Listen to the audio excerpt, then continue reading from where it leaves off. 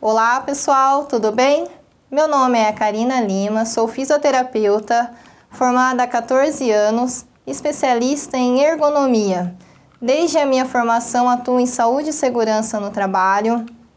Tenho uma experiência de 9 anos na indústria Romagnoli, que é da parte do setor de metal, mecânica e elétrica, e atuo como consultora de empresas variadas de diversos segmentos, como hospitais, construção civil, indústria alimentícia, cooperativas agrícolas, telemarketing e supermercados. A ergonomia atua em diversos segmentos e, através da Proergo, serviços de fisioterapia e ergonomia, atuo com treinamentos para diversas empresas em todo o país.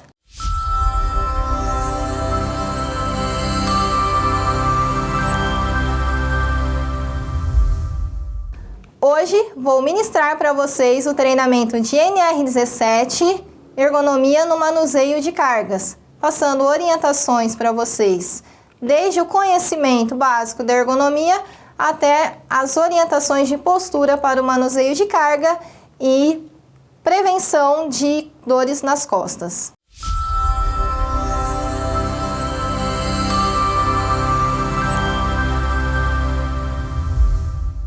Pessoal, para início do nosso treinamento, vamos fazer uma introdução do que é ergonomia, para depois a gente entrar nas posturas sobre a movimentação de carga propriamente dita, tá?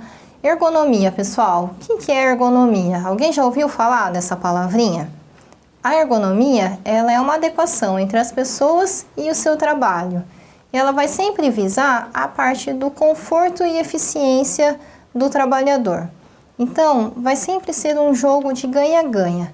O trabalhador vai ter possibilidades de ter mais ferramentas e dispositivos para o seu trabalho no dia a dia, e a empresa também ganha com a eficiência do seu trabalho a partir dessa avaliação.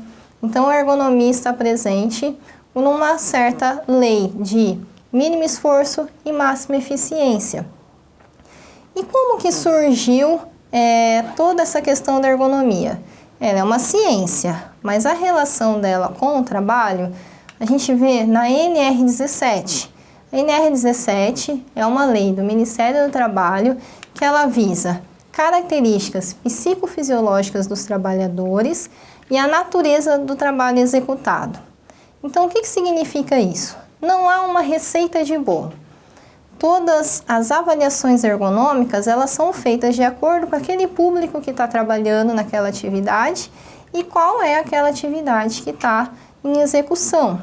Então, a gente tem diversos segmentos, indústrias, empresas de escritório, tudo é avaliado pela ergonomia e cada uma tem a sua especificação e a sua avaliação. O olhar do ergonomista, ele é muito importante, porém, o mais importante nisso tudo também é o olhar do trabalhador.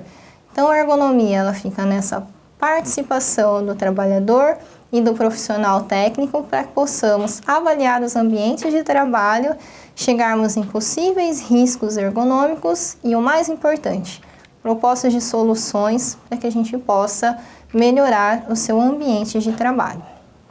Vamos falar um pouquinho sobre as relações da ergonomia com o trabalho. Então, o que nós estamos envolvidos, né? O que envolve as suas tarefas do dia a dia, que a ergonomia vai observar, então, no seu dia a dia de trabalho, ok? Inicialmente, vamos falar de ferramentas e maquinários. Pessoal, ferramentas. Todo mundo tem uma espécie de ferramenta de trabalho. Seja ela na parte de manutenção, a gente vai usar um martelo, uma chave de fenda, um alicate. Seja ela na área de zeladoria, eu vou ter um rodo, uma vassoura, um balde, atividades que envolvam ali a limpeza. Na parte administrativa, eu vou ter o computador, o mouse, a cadeira. Tudo isso são ferramentas que nós necessitamos para executar o nosso trabalho. Então, como que a ergonomia vai avaliar? Se aquilo ali pode, de alguma forma, ocasionar algum tipo de desconforto para a gente. Vocês sabiam que hoje em dia essas ferramentas mais manuais de manutenção, elas são com cabos emborrachados, com posicionamento para os dedos, com uma pega muito mais favorável para que aquela pessoa possa utilizar aquela ferramenta. Da mesma forma, se nós pegarmos um ambiente administrativo, nós temos suporte de notebook, suporte de mouse para você poder apoiar ali o seu punho, situações que tornam o seu momento de trabalho ali mais favorável. E quando a gente fala um pouquinho mais da parte industrial, nós temos muito envolvimento com máquinas. Então, independente do modelo da máquina, do tamanho ou o que ela está produzindo, a relação do trabalhador com a máquina tem que ser de muita compreensão. Então, o saber operar, os dispositivos daquela máquina estarem favoráveis para a operação, para diversos moldes, para diversas pessoas que trabalham ali, para que a gente reduza significativamente ou elimine qualquer tipo de acidente ou risco de adoecimento na operação daquela máquina. Então, a gente tem uma relação muito forte da ergonomia, principalmente com isso, que são as ferramentas e os maquinários. Outras coisas que a ergonomia também vai avaliar é o meio ambiente ao qual estamos dispostos, ao qual estamos inseridos. Então, vamos ter desde um escritório, né? O que influencia dentro do escritório?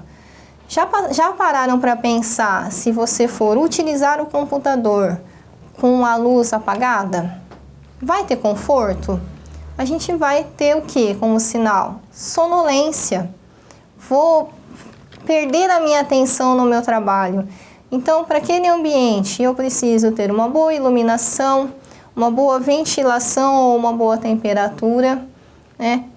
Ruído, a gente tem que ter mais silêncio naquele ambiente para que a gente possa favorecer a concentração na execução do trabalho. Então, essas são as variáveis que a gente tem que focar, por exemplo, no ambiente administrativo. Quando a gente olha essa outra imagem aqui, a gente está vendo um trabalho a céu aberto. A céu aberto, a gente tem outros fatores, principalmente climáticos, que estão envolvidos nessa execução de trabalho. Então, num dia chuvoso, como é que fica a execução desse trabalho? Se tiver muito vento, se tiver muito frio, a gente fica bem no frio? A tendência é o quê? A gente ficar mais encolhido, os dedos ficam mais rígidos. Isso influencia no nosso trabalho? Sim, influencia. Influencia na nossa eficiência, na forma como a gente executa nossas atividades. Então, meio ambiente a gente tem que sempre lembrar: iluminação, temperatura, ruído e a velocidade e a umidade do ar. Então, fatores que influenciam diretamente e que são relacionados com a NR17. Que mais que são relacionados, então, o trabalho com a ergonomia? Nós temos os locais de trabalho, propriamente, né? Olhem a imagem desses dois moços trabalhando. Tá certo? O que vocês visualizam de errado aí? Tá bom para os dois trabalhar assim? O mais baixinho tá sofrendo, né? Ele tá bem apoiado, ele não alcança bem os pés no chão. O que a gente consegue fazer para melhorar essa bancada de trabalho para ele? Se for bancadas individuais, a gente poderia, com certeza, trabalhar com alturas de acordo com a estatura de cada pessoa. Mas a gente pode estar falando de uma linha. Nessa linha, não tem como eu variar a altura daquela bancada. E aí, o que nós fazemos?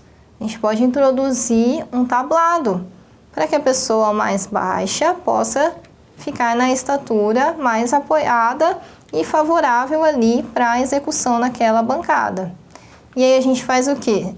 Não prejudica nenhum dos dois, porque se eu abaixar a linha, a pessoa mais alta vai ficar numa posição desconfortável também. Então, a gente busca essa equiparação. A ergonomia é muito disso, pessoal. Todo mundo tem que ter a oportunidade de trabalhar em todos os locais. Então, não independente de altura, de sexo feminino ou masculino, a gente tem que buscar meios através da ergonomia para que todo mundo consiga trabalhar em qualquer situação, seja reduzindo a movimentação de carga, seja deixando o ambiente mais confortável, seja uma bancada de trabalho mais favorável. E aí vocês veem também nessa outra imagem que um local de trabalho administrativo também tem muita influência sobre a eficiência do trabalho. Se a gente ficar numa posição ruim para pescoço, a gente não ficar bem posicionado, uma cadeira desconfortável, consequentemente isso vai gerar desconfortos musculares, falta de atenção. Então, o nosso posto de trabalho, o local onde a gente está inserido executando as atividades, é uma das situações que a ergonomia mais vai ali atuar diretamente, principalmente visando adaptações para a gente melhorar esse local, ok?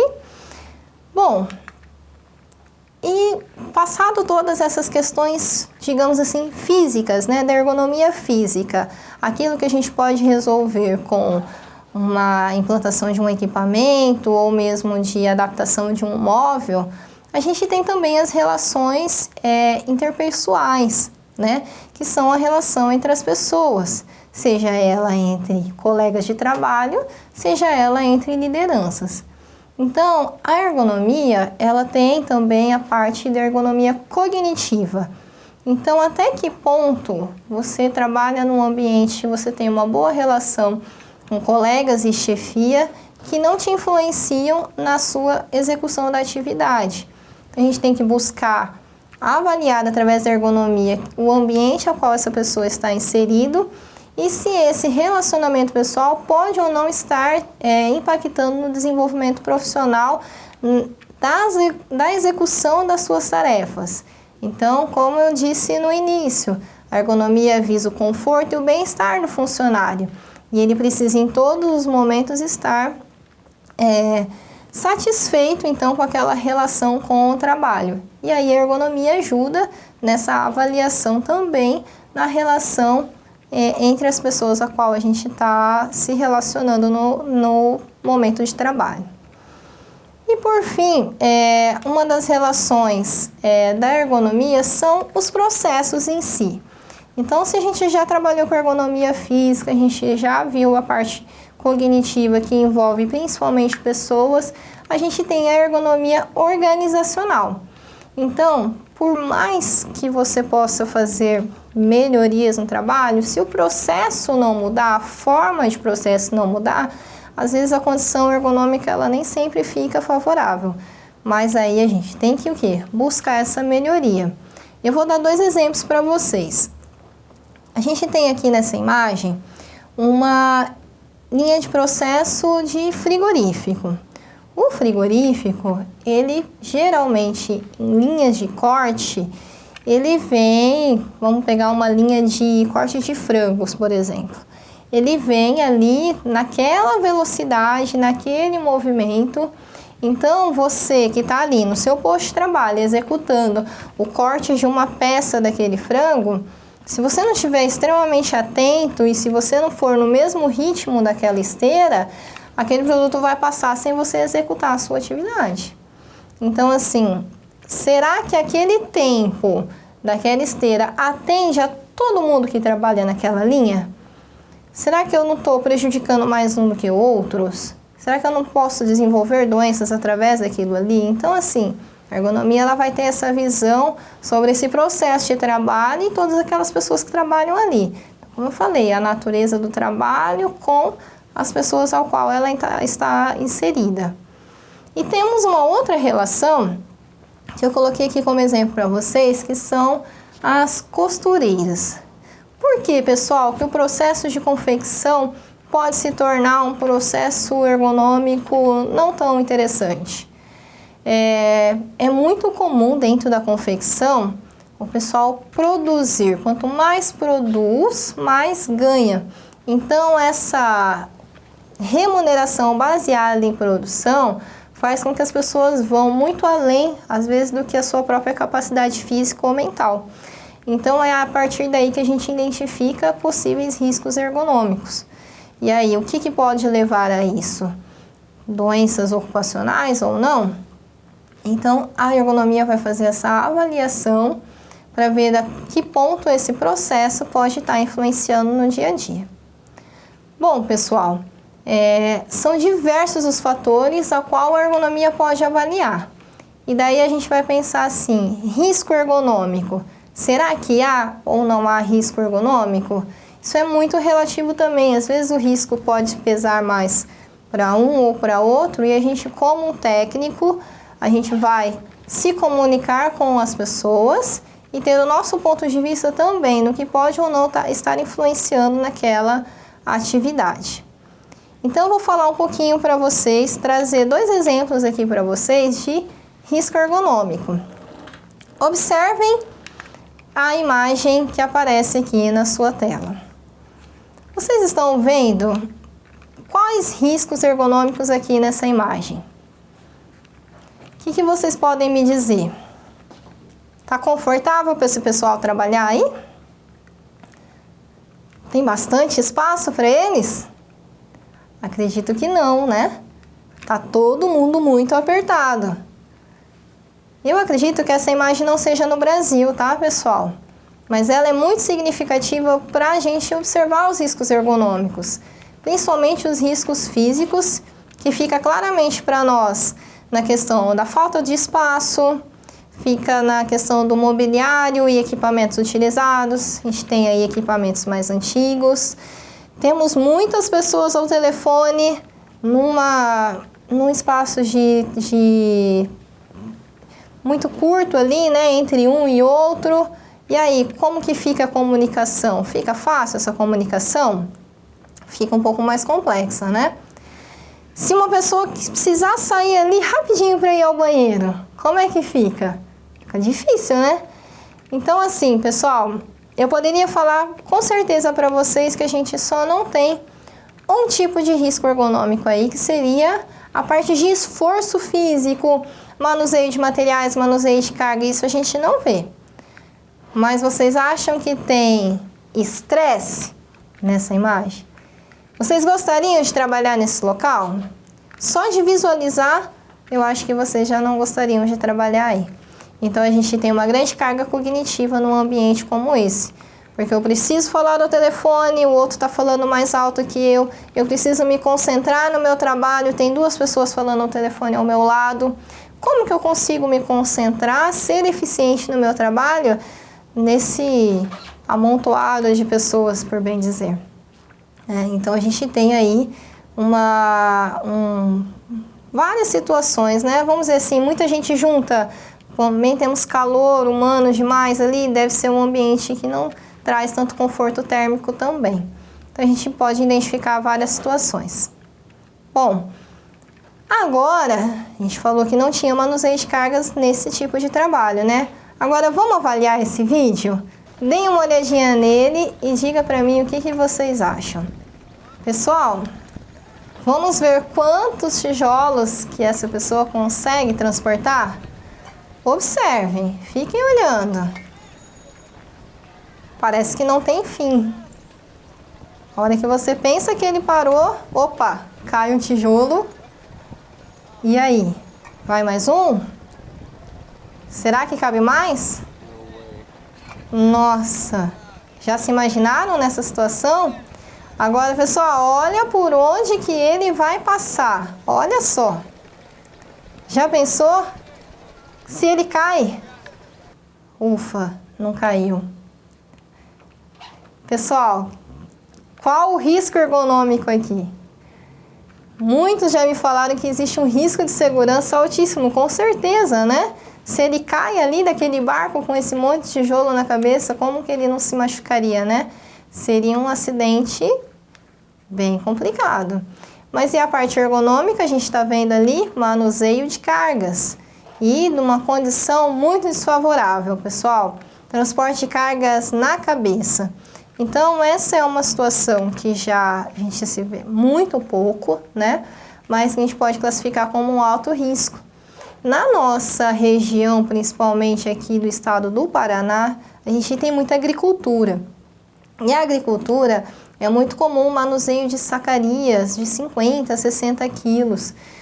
Ou então na parte de transporte, que a parte de construção civil também, que o pessoal descarrega caminhões, quando não vem em pallets ou até mesmo em bags, que hoje os bags também são muito utilizados na parte da agricultura, o manuseio fica sendo manual e o pessoal tem muito costume de transportar na cabeça. Então esse é um risco ergonômico muito forte e a gente vai falar muito sobre isso nesse treinamento, que é principalmente essa parte do transporte de cargas, o manuseio de qualquer tipo de material para que ele ocorra de forma mais segura.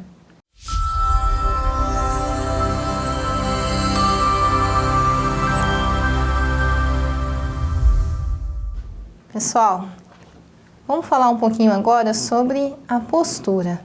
Uma breve definição, então, do que seria a postura. Segundo Tucker, em 1960, a postura corporal é uma atitude mental sobre o nosso corpo, promovendo, sim, o equilíbrio. Então, a base da nossa postura é o equilíbrio, e ela pode ser definida como um hábito de uma posição no espaço em que nós estamos, seja ele numa atividade de movimento ou de descanso.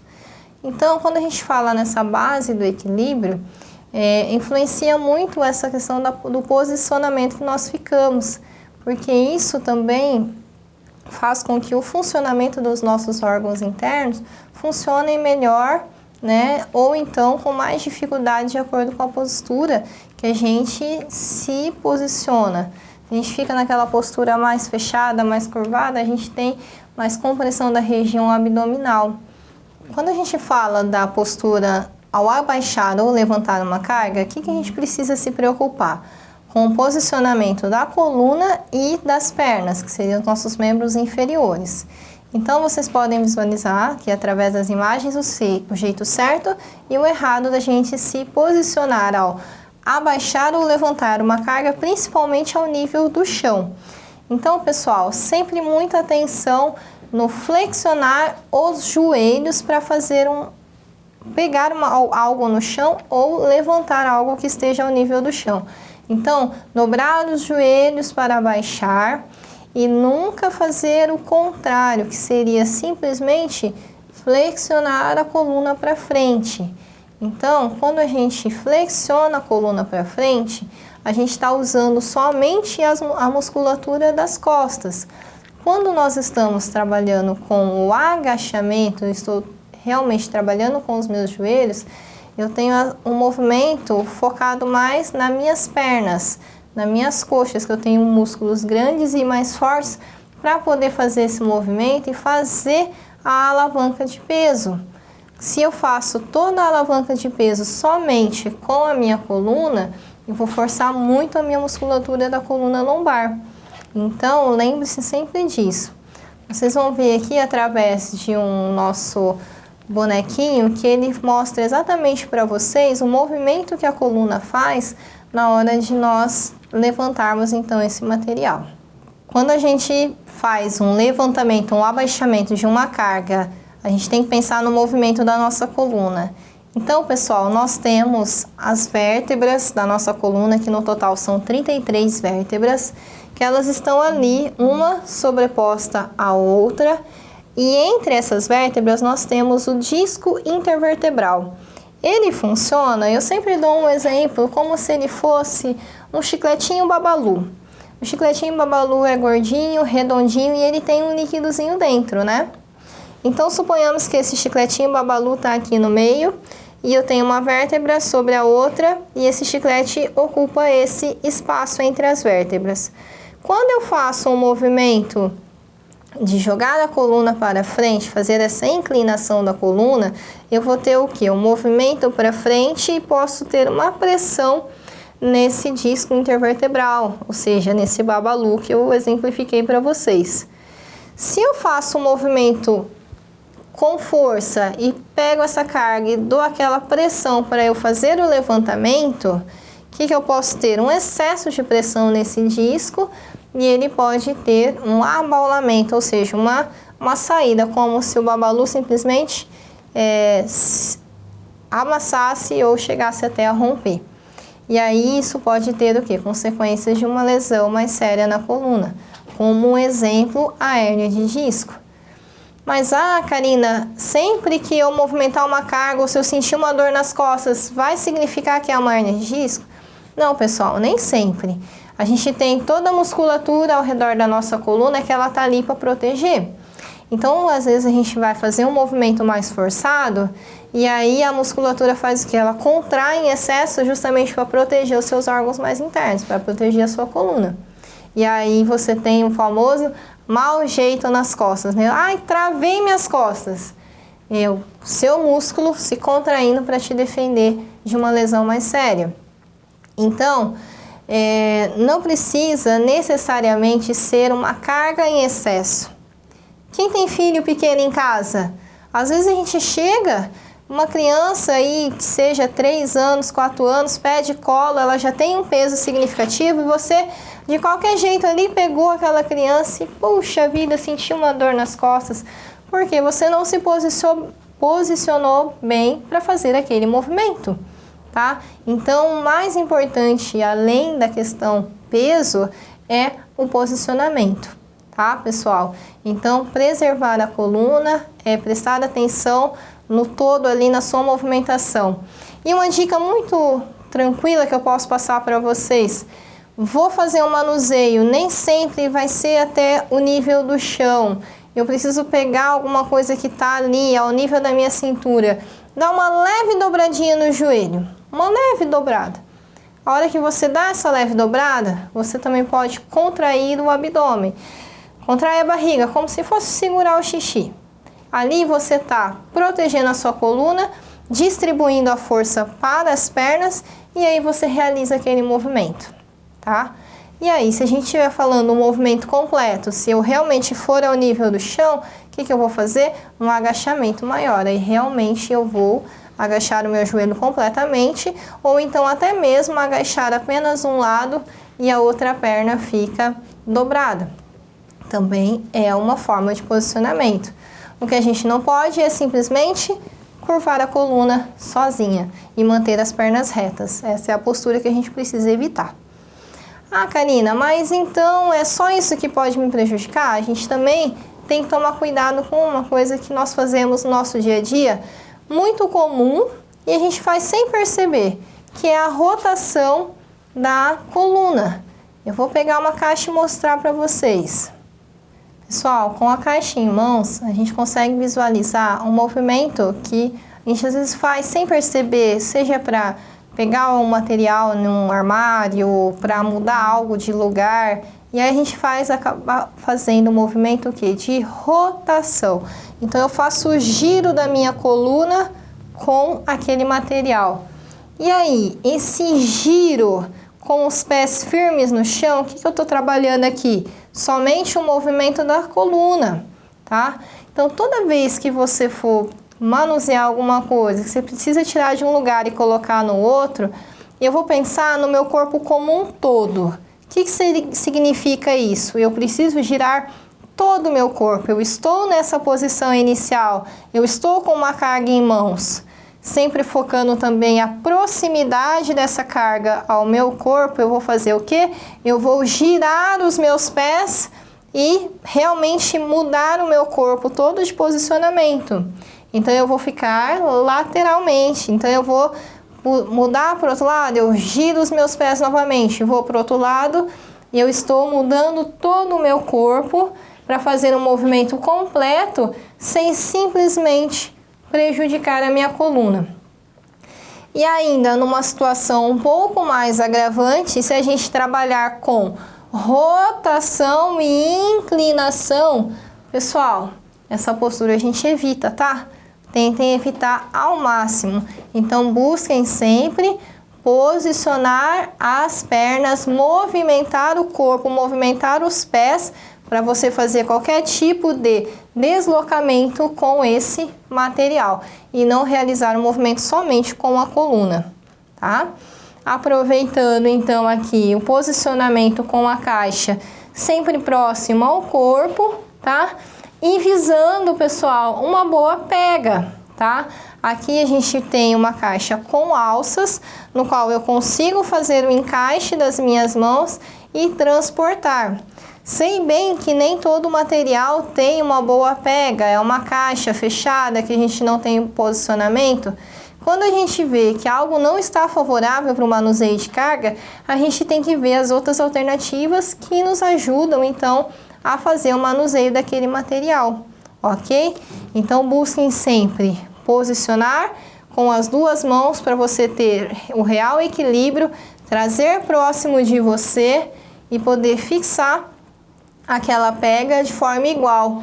Se eu for realmente transportar a caixa com apenas uma das mãos, eu vou fazer muito mais esforço com esse braço, tá? Ou com esse braço, e aí eu tenho um desequilíbrio e posso ter aí pendendo a minha coluna também. Bom, outros cuidados que nós precisamos ter no manuseio da carga, a parte do armazenamento.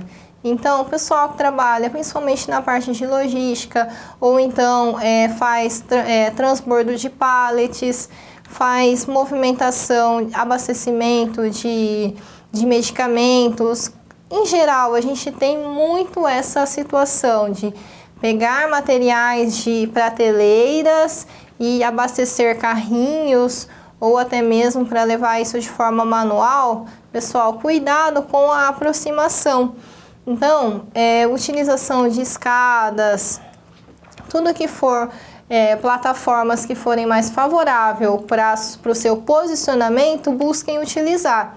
Às vezes o pessoal não usa uma escadinha de 2 degrauzinhos que seja e prefere fazer toda uma elevação de braço e ocorre até um risco de acidente ali daquela caixa, aquele material cair sobre a pessoa ou a pessoa se desequilibrar no momento daquele esforço. Então, turma, sempre buscar uma aproximação ao que você está fazendo, trabalhando aqui, ó, na altura do seu cotovelo. Tudo que eu for buscar, eu vou aqui, ó, na altura do meu cotovelo dobrado para poder pegar aquele material. Essa é a melhor altura, o melhor posicionamento para você poder pegar e transportar alguma coisa, ok?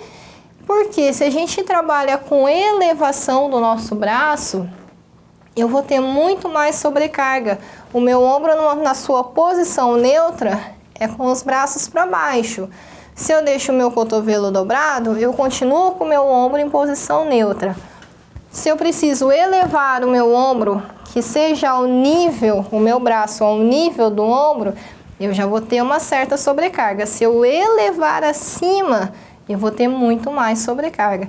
Então, pessoal, vou pegar alguma coisa, evitem essa elevação para pegar. Sempre se posicione o mais frontal possível ali daquilo que você vai manusear. Pessoal, outra coisa que a gente não pode esquecer dentro do manuseio de carga é utilizar as ferramentas que a gente tem a nosso favor. Então, sempre utilize os carrinhos manuais ou paleteiras que estão disponíveis para você fazer uma movimentação de carga. Então, não deixem de utilizar para acelerar o trabalho ou achem que é mais fácil ou mais rápido de uma outra forma, porque você tem que pensar nos benefícios que o transporte com o carrinho vai te proporcionar para você evitar um esforço em excesso da sua coluna.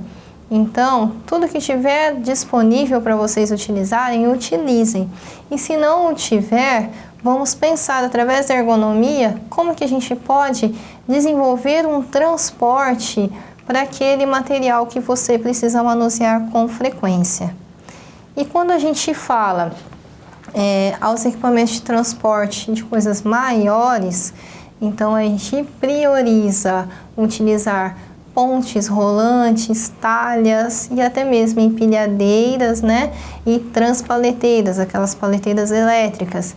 Então, pessoal, sempre usar o que estiver à sua disposição.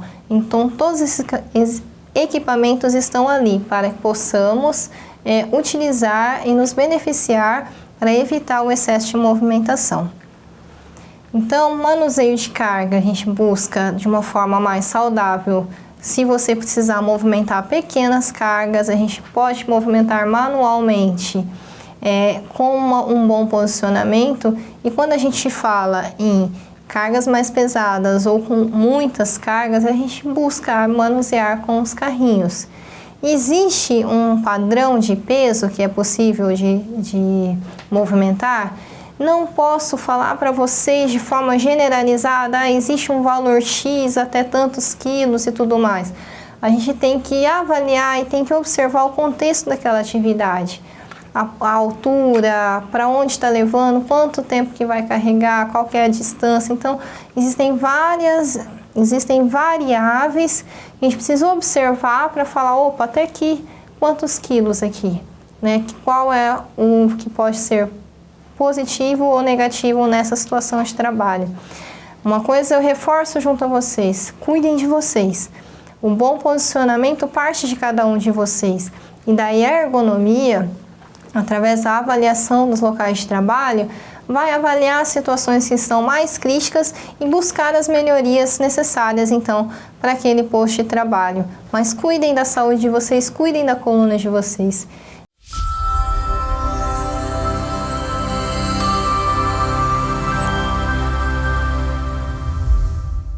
Possamos prevenir as dores nas costas, além de todos esses cuidados no manuseio e transporte de carga que nós falamos há pouco, a gente tem outras atitudes no nosso dia a dia que podem nos ajudar a prevenir esses desconfortos e evitar possíveis lesões. Então nós temos aí cuidados no nosso dia a dia, que são evitar carregar bolsas, malas e mochilas pesadas somente em um ombro. Procurar sentar-se sempre em ângulo reto, faça exercícios físicos, a atividade física, movimenta o seu corpo e faz com que você tenha menos desconfortos no seu dia a dia. Não fume, o cigarro propicia a perda óssea e aumenta o seu risco de lombalgias. Então aquele exemplo que eu dei para vocês do Babalu, ele é boa parte a água. E aí, se você fuma, você vai desidratando esse disco e tem mais chances de você ter ali o contato entre as vértebras por causa desse desgaste e possíveis dores. Controle o seu peso. A sobrecarga corporal pode prejudicar colunas, joelhos, e isso vai te ocasionar desconforto nas articulações. Então, evite o sedentarismo. Qualquer tipo de atividade física que seja mais de sua preferência e que seja feito com cautela ou até mesmo, principalmente com acompanhamento profissional, vai te ajudar a ter um melhor desempenho. E por fim, dormir em um colchão que suporte a sua coluna.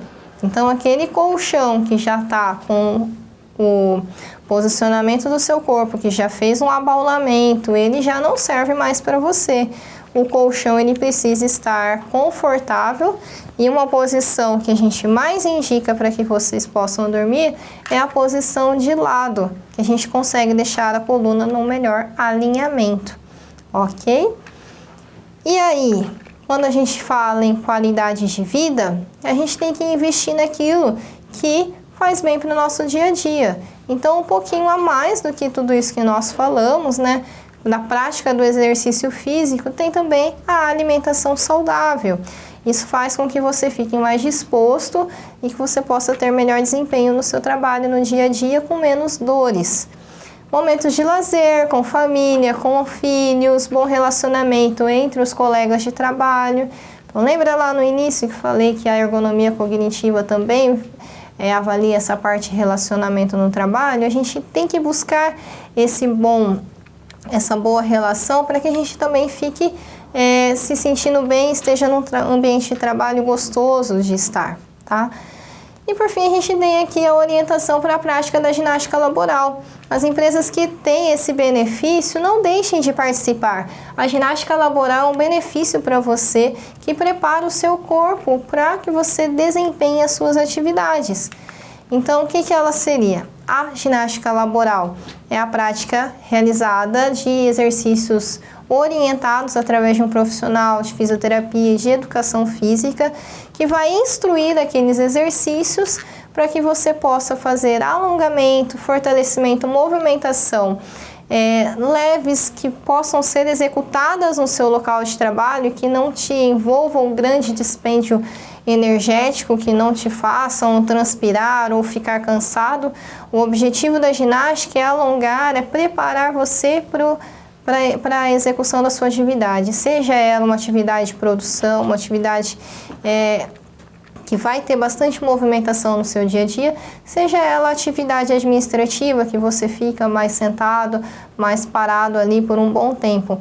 Ela vai trazer benefício para você em todos os momentos, tá? Vocês podem ver diversos exercícios aqui que são fáceis de realizar e que trazem um grande benefício para vocês, tá? Bom, o nosso treinamento se encerra com uma mensagem que eu gostaria de reforçar muito para vocês, que é a mensagem da prevenção. Então, prevenir vai ser sempre o melhor negócio. Então, a gente tem que cuidar de nós mesmos, estar mais atento a como nos movimentamos, como realizamos o nosso trabalho, como a gente se posiciona. Quando a gente está mais atento a isso, a gente também ajuda o colega de trabalho, a gente consegue enxergar isso no nosso colega ao lado e às vezes até mesmo orientá-lo, ó a postura como é que tá, vamos melhorar essa postura, se atente a isso para que você evite qualquer tipo de lesão, desconforto e que possa aí gerar até mesmo afastamentos no trabalho, que é isso que a gente não quer. A ergonomia ela vem para somar, tá? E vocês podem ver no dia a dia de vocês, a ergonomia tá no trabalho e tá em casa também. A gente tem que ter essa visão, esses cuidados do seu bom posicionamento, da forma como realiza as atividades e todo o contexto que a gente conversou aqui sobre essa introdução do que é ergonomia, se vocês conseguirem levar para casa também é muito legal, tá? Me despeço de vocês, agradeço a atenção de todos, estou à disposição para qualquer dúvida através do responsável da área de saúde e segurança ou treinamento da sua empresa. Muito obrigada e até mais!